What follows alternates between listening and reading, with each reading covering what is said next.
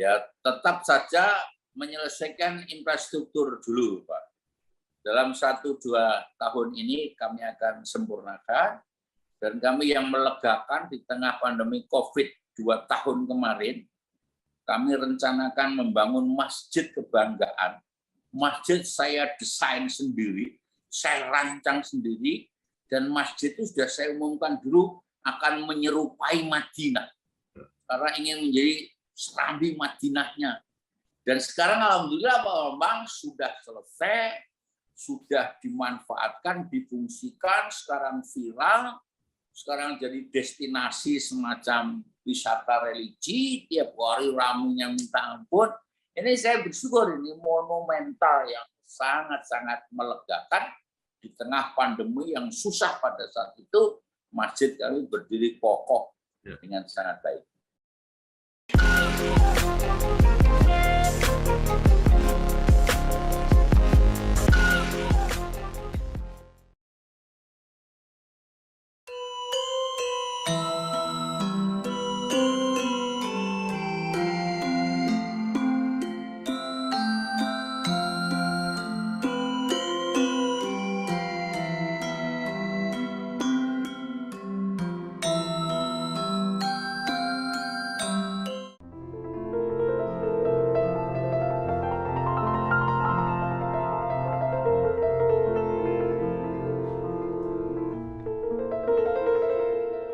Assalamualaikum warahmatullahi wabarakatuh. Bersama saya Bambang Sadono di kanal Inspirasi Jawa Tengah. Mudah-mudahan kanal ini selalu bisa memberi inspirasi, motivasi, dan edukasi. Kami sedang mempersiapkan beberapa video wawancara yang kami beri judul Bintang Baru Jawa Tengah. Mudah-mudahan akan lahir tokoh-tokoh yang akan mewarnai Jawa Tengah masa depan. Ya. Saat ini saya sudah bersama dengan Bapak Dr. Andes Haji Juliatmono, MM. Beliau adalah Bupati Karanganyar. Apa kabar Pak Juli? Alhamdulillah sehat Pak Bambang. Ya, baik. Supaya pemirsa lebih kenal, Pak Juli silakan bercerita. Ya, mulai bersekolah. Ya. Kemudian dulu aktif di Ormas Kepemudaan kalau tidak salah, ya. Kemudian juga merintis karir partai dari bawah, kemudian jadi anggota dan pimpinan DPRD, dan sekarang menjadi Bupati Karanganyar periode yang kedua. Silakan Pak. Terima kasih Pak Bambang, sehat semuanya. Matur nuwun kesempatan yang baik ini, mudah-mudahan puasa kita semua lancar. Saya ini orang yang memang tidak pernah punya cita-cita jadi bupati. Cita-cita saya dulu jadi pilot pesawat tempur. Karena saya dari desa, setiap melihat pesawat di atas itu kan rasanya bangga, senang. Spontan aja, wah, kita ingin jadi pilot. Nah, proses berjalan kami di desa ya, di Desa Kaliboto, Kecamatan Mojogedang, Kabupaten Karanganyar. Saya SD di situ, sama seperti teman-teman yang lain, berjalan kaki dari rumah ke sekolahan, ya bermain-main sama seperti yang lain. Sekolahannya masih sampai hari ini. Kemudian saya di SMP-nya itu di MTS, MTSN. Kemudian setelah MTSN, saya kebetulan dengan kakak saya nomor 2 dari 7 bersaudara. Nah, di SD-nya sama, satu kelas. Yeah. Di MTS-nya juga sama, satu sekolahan kebetulan. Nah, saat di SMA ini dipisah oleh orang tua. Kakak saya yang suruh ke SMA, saya yang suruh ke MAN. Nah, kenapa saya tidak tahu? Setelah tahu mungkin sekarang baru tahu. Kakak saya kan agak pendiam, mungkin menurut bapak saya itu kan anteng ya, tidak nakal. Nah, saya kan mungkin agak nakal, agak suka berkelahi dan lain-lain. Ini sekolahnya agama aja kan gitu. Mungkin saya juga sampai hari ini. Nah, kemudian di Madrasah Aliyah Negeri. Nah, setelah itu saya masih bercita-cita ingin jadi pilot.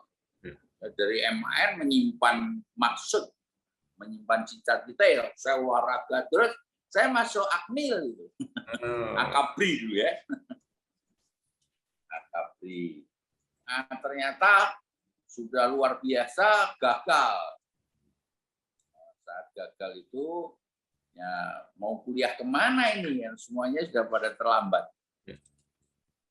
Oleh karena saya oleh Muhammadiyah waktu itu ditugaskan, kebetulan keluarga saya keluarga Muhammadiyah, orang tua Muhammadiyah dan sering kegiatan Muhammadiyah, itu disuruh mewakili kabupaten ada sekolah kader yang disekolahkan di Universitas Muhammadiyah Surakarta. Nah, sekolah kader itu utusan masing-masing provinsi se-Indonesia. Nah, masuklah saya ke sana tahun 84. Di Fakultas Ilmu Agama diharapkan jadi kader Muhammadiyah ke depan. Nah, dari sana kami di asrama dekat ya sering pulang juga sih. Di sana pun tahun pertama saya masih mencuri waktu untuk daftar ke Akabri untuk tahun yang kedua. Nah, itu. Ya. Gagal lagi itu. Waduh, ini dua kali gagal terus. Untuk gagal yang kedua, tampaknya pimpinan asrama UMS tahu saya tidak izin tapi daftar ke sana. Nah, saat gagal itu saya dipanggil. Saya kira dimarahi, tapi untuk menyalurkan bakatnya, kamu masuk Menwel. Gitu. Nah, saya ikut Menwel, ikut kegiatan resimen mahasiswa, juga ikut IMM, ikut pecinta alam. Saya hobinya menantang alam. Nah, itu cerita sekolah, Pak. Nah, kemudian sekitar tahun 87-88 saya harus kembali mengabdi ke Muhammadiyah daerah. Saya langsung diberikan kesempatan untuk mengajar di SMA Muhammadiyah. Karena masih agak muda kan, tugasnya bidang kesiswaan, salah satunya membuat anak-anak berorganisasi. Muhammadiyah terkenal dari Arkom, pelatihan kader, dan lain-lain. Nah, saat sambil mengajar, itulah tahun 87-88, saya ikut aktif di kegiatan-kegiatan kemasyarakatan, kegiatan kepemudaan. Ada AMPI yang saat tahun-tahun itu, kemudian juga di Muhammadiyah saya aktif di Pemuda Muhammadiyah, sampai akhirnya saya di AMPI, di KNPI itu. Kalau di AMPI, KNPI saya belum pernah jadi ketua. Paling-paling wakil ketua. Karena saat Orde Baru itu, saya agak diposisikan Golkar hijau kalau Golkar ya. Harus terseleksi. Gitu. Iya, agak sulit untuk menjadi ketua KNPI, ketua AMPI itu kalau bukan itu dari mungkin FKPPI, di Pemuda Pancamarga, ya kita agak susah. Saya dari Pemuda Muhammadiyah. Nah, kalau Pemuda Muhammadiyah, saya dipercaya itu tahun 96, 97 ketua Pemuda Muhammadiyah Kabupaten. Nanti KNPI, ketua Pemuda Muhammadiyah itu bersinergi lah. Terus jadi tempat aktivitas kami yang hampir tiap hari, dan dari situ kami belum pernah bercita-cita jadi bupati, jadi politisi, Pak Bambang. Gitu. Tahu-tahu dari AMPI itu, AMPI ini kan pemudanya Golkar, saya pikir. Gitu. Seneng aja karena temannya banyak. Nah, saat itulah kegiatan AMPI saat Orde Baru kan nggak ada aktivitas apapun kecuali Golkar, kampanye, golongan karya, dan seterusnya. Setelah itu tahun 97, karena saya aktif di AMPI itu, kemudian dicalonkan jadi calon anggota DPR. Calon anggota DPR itu juga belum ngeh juga kita. Ini apa nih calon? Pokoknya dicantumkan calon anggota DPR. Karena dulu dikenal dengan food getter. Jadi istri bupati, istri pejabat-pejabat itu masuk di nomor 1, 2, 3, 4. Pokoknya dikumpulkan di situ. Saya nomornya nggak pernah tahu. Banyak pokoknya. Tahu-tahu setelah pemilu 97, itu mungkin puncak-puncaknya Golkar luar biasa itu. Yang dulu dikenal dengan kuningisasi Pak Gubernur Suwardi. Dapat hampir 30 kursi, tidak salah karangannya itu. Tahu-tahu yang di atas-atas itu kan tidak dilantik karena memang food getter, istrinya pejabat. Tahu-tahu saya masuk. Oh, begini caranya jadi DPR. Tahu-tahu masuk anggota DPR 97 termuda, Pak Bambang. Nah, saat itulah saya ikut salah satu pimpinan sidang karena harus tertua dan termuda. Oh, dari situ kami baru belajar. Jadi spontan, tidak pernah kami bayangkan kemudian dicalonkan anggota DPR, ya karena aktivitas di kepemudaan saat itu. 97. Nah, itu kami berlatih. Tapi saya sudah, mungkin banyak orang menyebut agak vokal, memang saya agak keras. Yang tidak sesuai itu tanpa pandang bulu, pokoknya kami suarakan. Ya.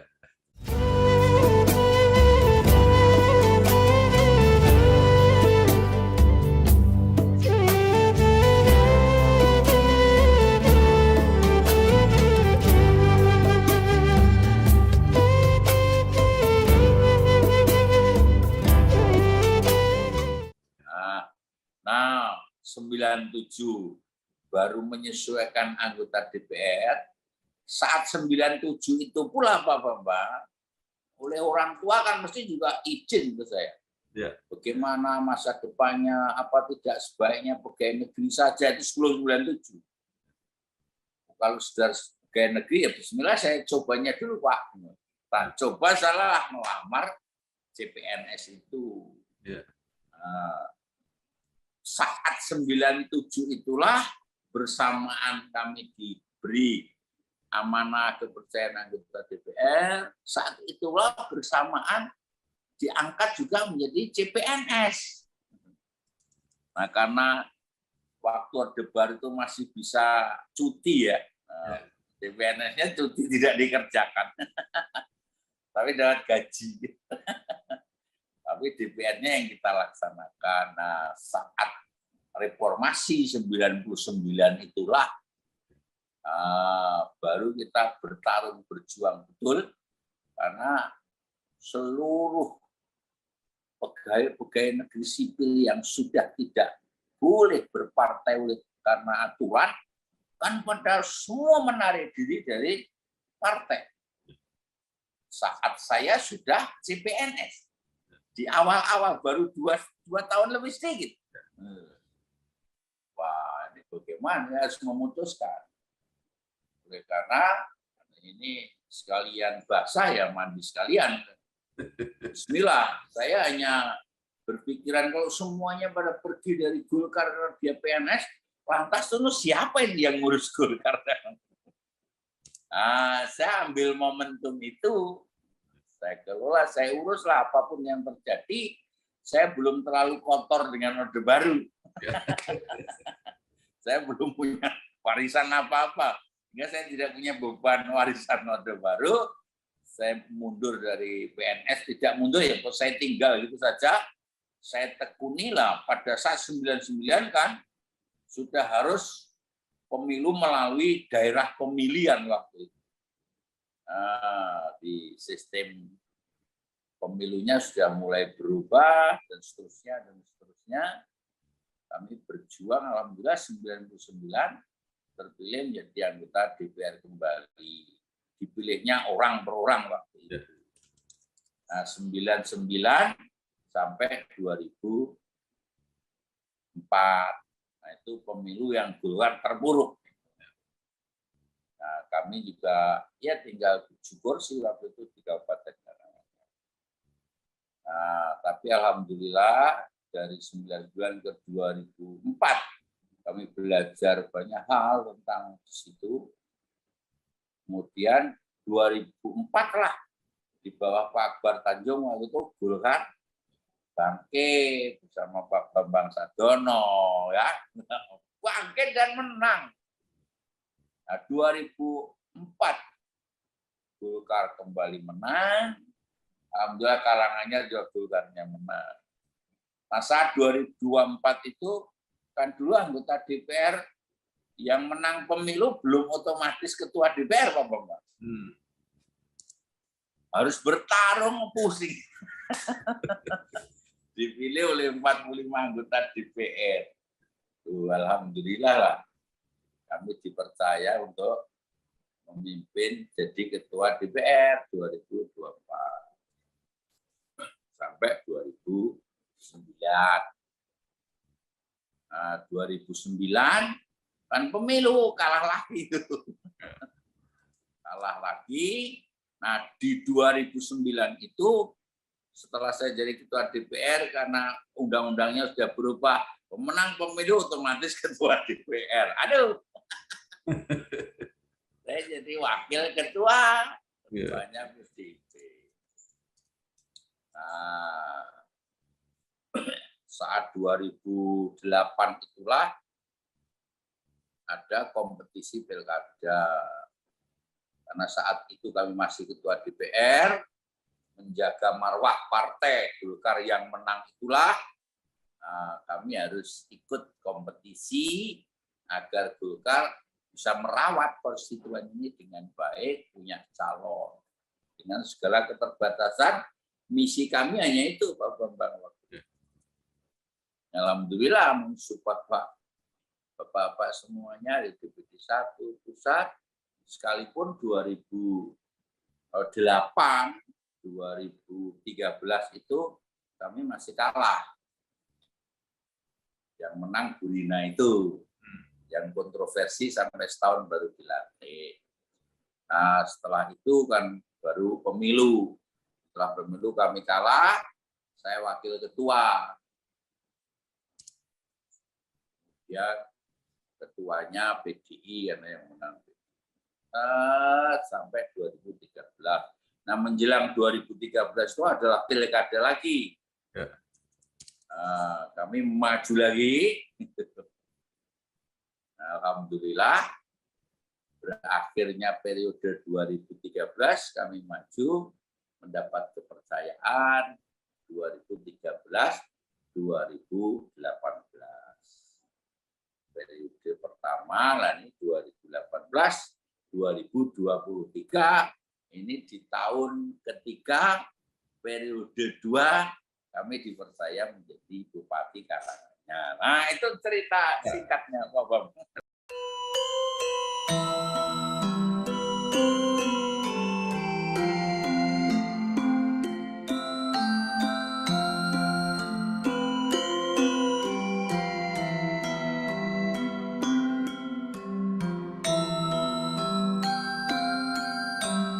Baik, Pak Yuli, ini sudah jabatan kedua. Apa saja yang sudah dicapai Karanganyar di bawah kepemimpinan Pak Yuli? Ya, alhamdulillah, untuk periode pertama seluruh capaian program-program itu sudah kami ukur dari tahun ke tahun. Sudah semua program kita jalan dengan baik. Utamanya memang kita prioritaskan dulu kan infrastruktur menyeluruh, perekonomian, pemberdayaan perekonomian rakyat, pendidikan kesehatan gratis, menjadikan desa sebagai pusat pertumbuhan, kemudian peningkatan kualitas keimanan, sosial budaya, pemberdayaan perempuan, pemuda, dan olahraga. Ini dari tahun ke tahun kita ukur, utamanya kan infrastruktur. Nah, kita kerjakan semua dengan baik. Dulu yang sangat dirasakan, pendidikan kita gratis SD sampai SMA.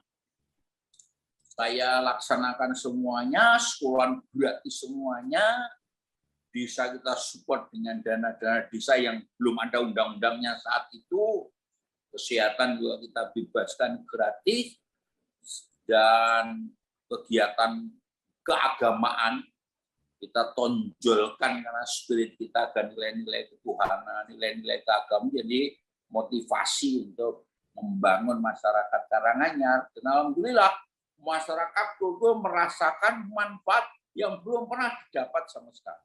Itu yang saya senang, saya puas. Dan semua merasakan inilah politik yang biaya murah karena saya tidak membayar rakyat, tapi rakyat saya bayar dengan program-program yang dirasakan sangat membantu masyarakat mendapatkan kesejahteraan lewat pendidikan yang pada saat itu sangat berat. Tidak boleh sekolah karena mahal. Sekarang semuanya sekolah.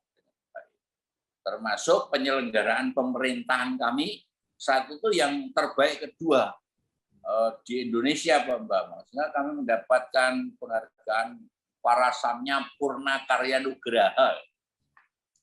Itu mungkin capaian penyelenggaraan pemerintahan yang paling ditunggu oleh birokrasi oleh pemerintahan. Dan saya alhamdulillah penyelenggaraan pemerintahan kita cukup bagus, pertumbuhan ekonomi, kemudian upah minimum kabupaten kami saja di Surabaya masih yang paling tinggi, dan seterusnya, sehingga stabil, tidak ada gejolak apapun, merasa senang, dan saya berada di tengah-tengah mereka dengan sangat nyaman, sehingga kami menyatu bersama mereka. Itu yang Pak, yang melegakan. Kalau bekerja tidak bisa capek karena masyarakat menerimanya dan mendapatkan sesuatu yang menurut saya sangat luar biasa, dan masyarakat kita lihat, kita survei kepuasannya saat itu memang di atas 80%, 85%. Ya, untuk masuk tahap kedua waktu itu ya tidak terlalu menghadapi kesulitan lah, karena saya lihat hasilnya itu, kalaupun siapapun yang ingin mengalahkan tuh nebusnya mahal sekali kalau harus mengalahkan periode kedua. Kami juga masih tidak lagi bayar uang. Jadi saya yang sampai hari ini senang, Pak Bambang, itu biayanya murah dan saya tidak membeli masyarakat. Ini yang saya senang sekali, sehingga tidak punya beban, saya nikmati dengan sangat baik. Iya. Ya, orang duwe ora apa-apa ning seneng.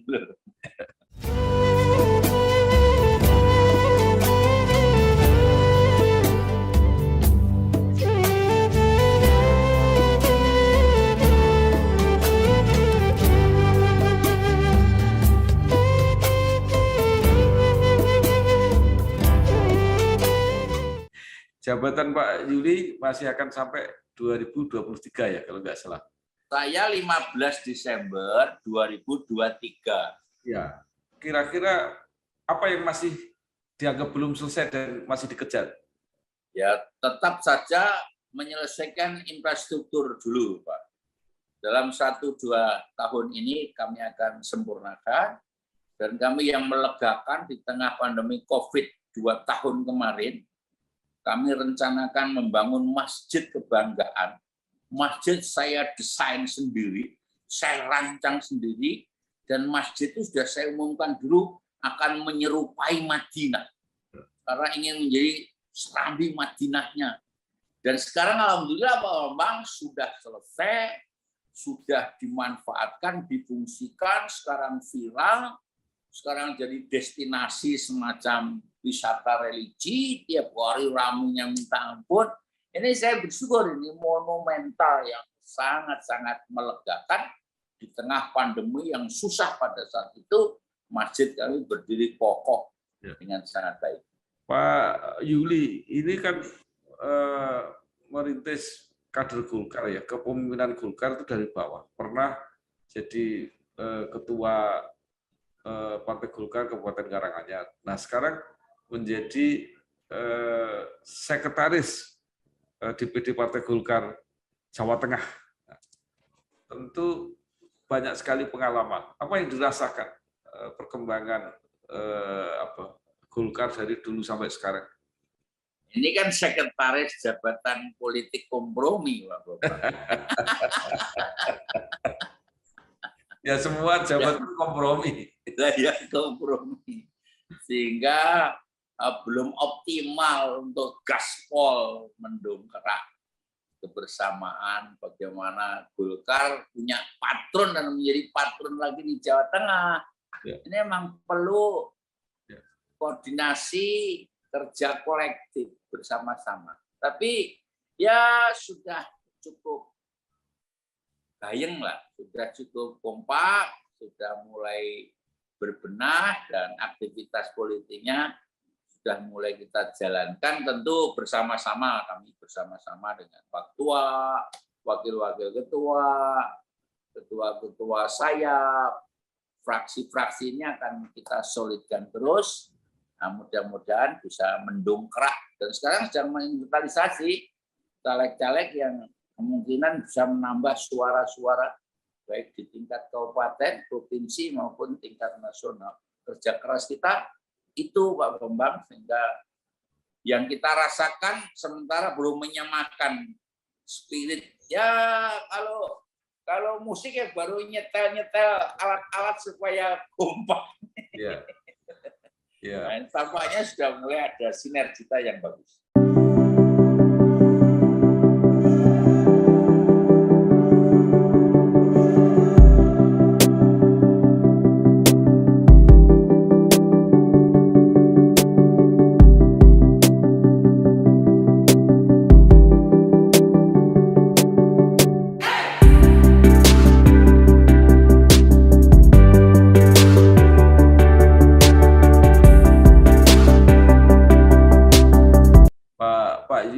Kabupaten Karanganyar kan kinerjanya masih cukup bagus untuk Golkar.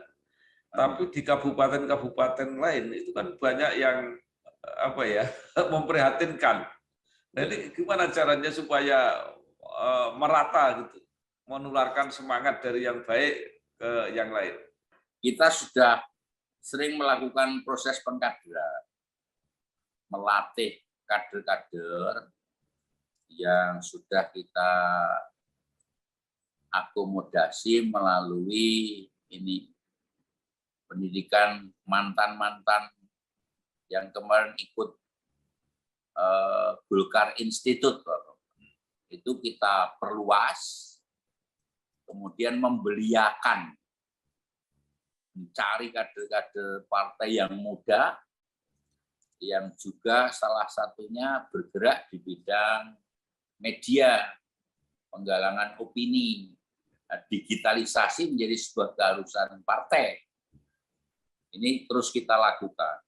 Nah, kita sedang punya rumusan untuk mencari calon-calon anggota DPR, yang calon-calon nanti itu yang kita proyeksikan punya peluang untuk mendongkrak, menambah kursi, itu yang akan kita koordinasikan, kita briefing, kita berikan tip-tip khusus supaya mereka punya semangat yang luar biasa. Tapi modalnya yang sudah ada ini, DPR yang sudah terpilih sekarang juga DPR ini menjadi modal utama yang tidak boleh goyah, harus diperkokoh, diperkuat. Mereka harus menjadi lokomotif supaya tambahannya nanti menjadi lebih semangat lagi. Jangan jadi pesaing yang merugikan, malah tidak dapat apa-apa. Nah, yang basisnya yang sudah terpilih, yang sekarang duduk di DPR itu harus kuat, makin eksis, makin hebat. Nah, cari calon-calon yang menambah suara, nanti kita akan bina secara khusus melalui pendidikan-pendidikan yang baik, pengalaman-pengalaman yang baik, dan yang tidak kalah penting mesti harus melalui survei yang baik nanti Pak Bambang. Iya. Kalau tidak dengan teori survei, tampaknya seperti masuk di hutan belantara, tidak dapat apa-apa, capek.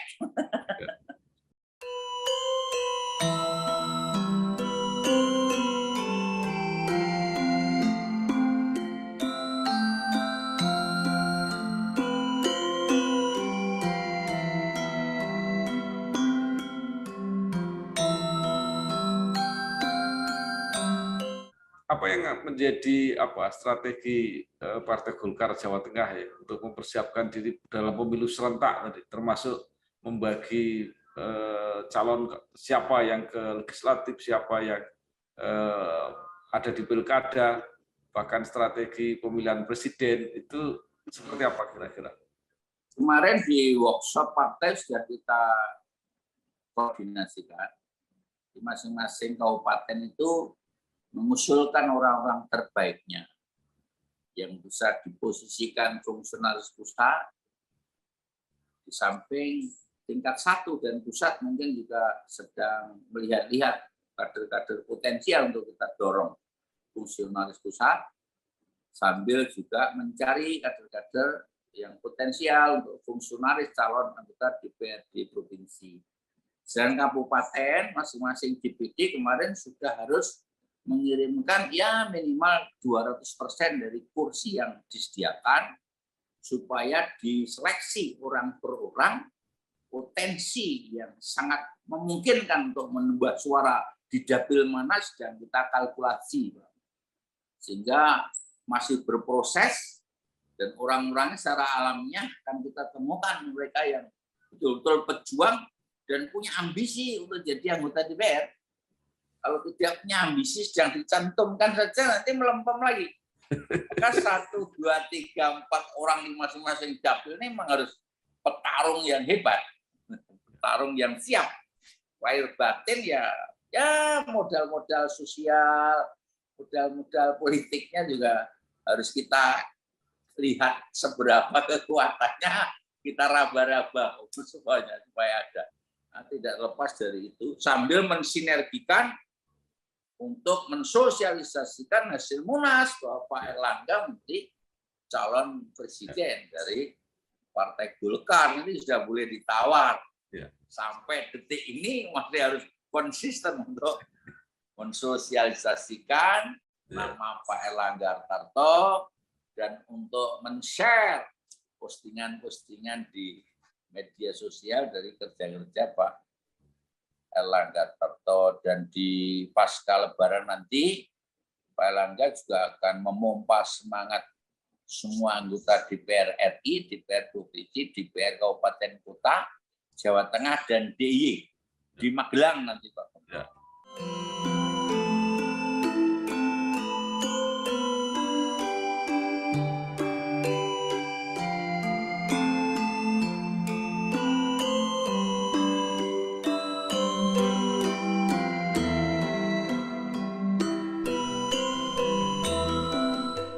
Ya, nah sekarang Pak Yuli masa baktinya habis akhir 2023 ya.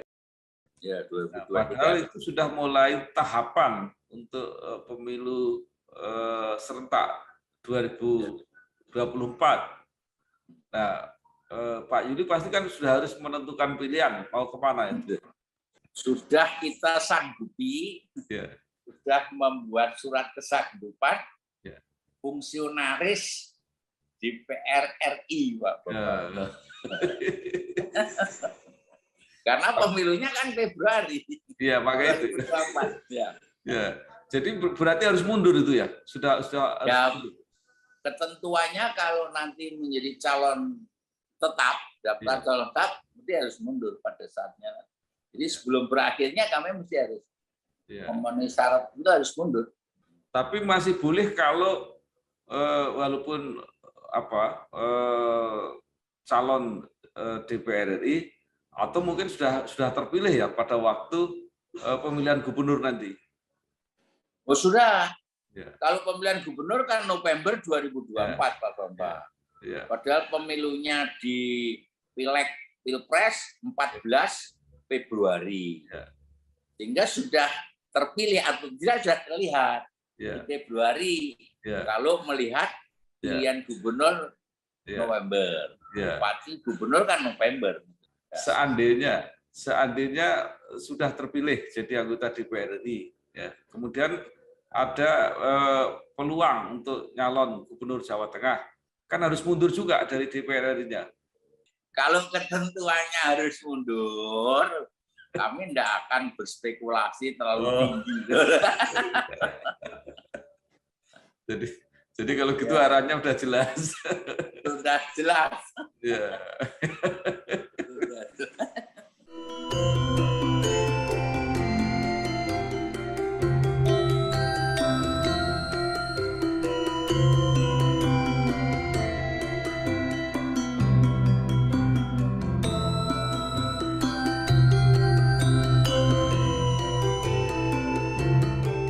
Baik, nah sedikit menurut Pak Yuli ya, lepas dari nanti akan maju ke Jawa Tengah atau tidak, dengan pengalaman menjadi bupati 2 kali itu, apa sebenarnya kritik-kritik terhadap Jawa Tengah ini?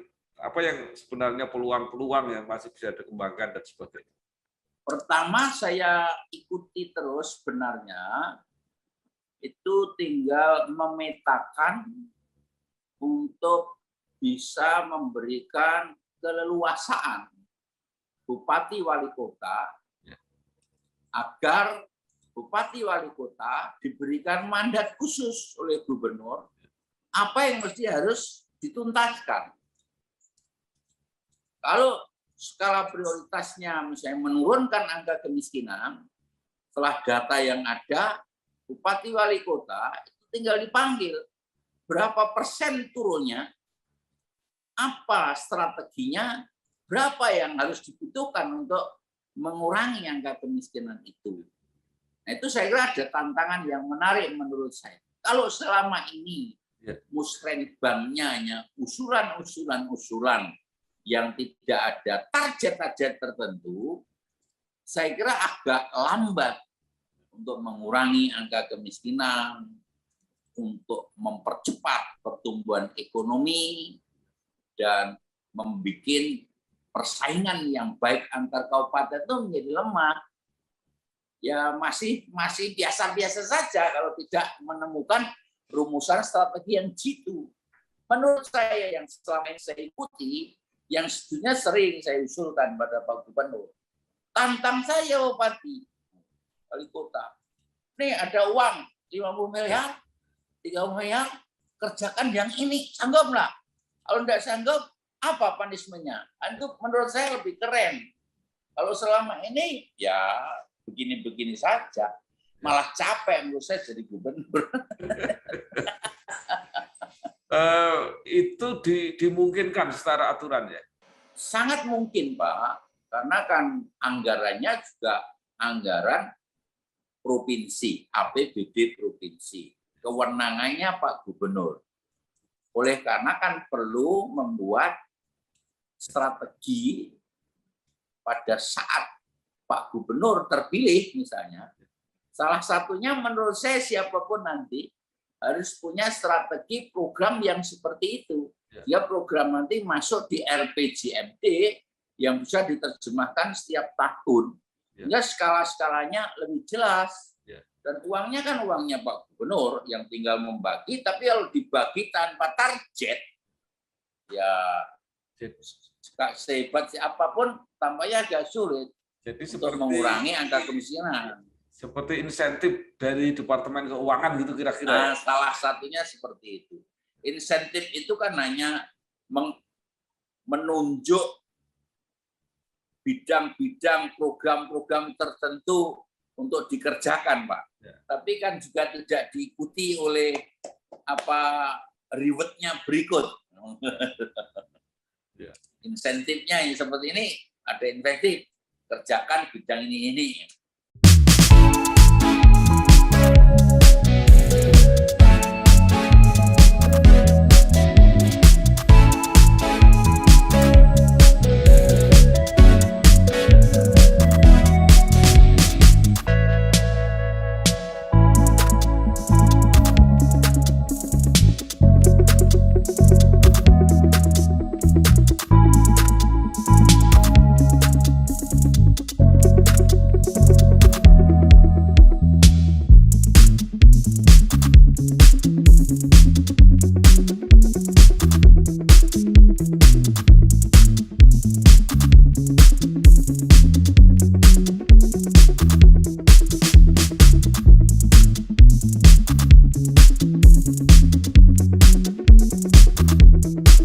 Bagus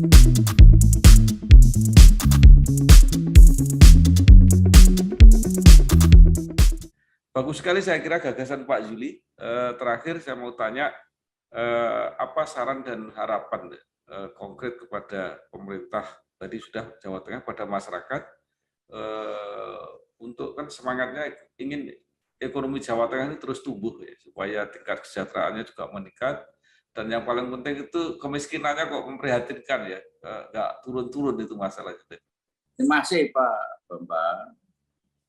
Kepada masyarakat luas, saya kira kita perlu mengapresiasi. Matur nuwun kan, masyarakat ini sangat baik. Masyarakat Jawa Tengah itu sangat-sangat baik, kondusif.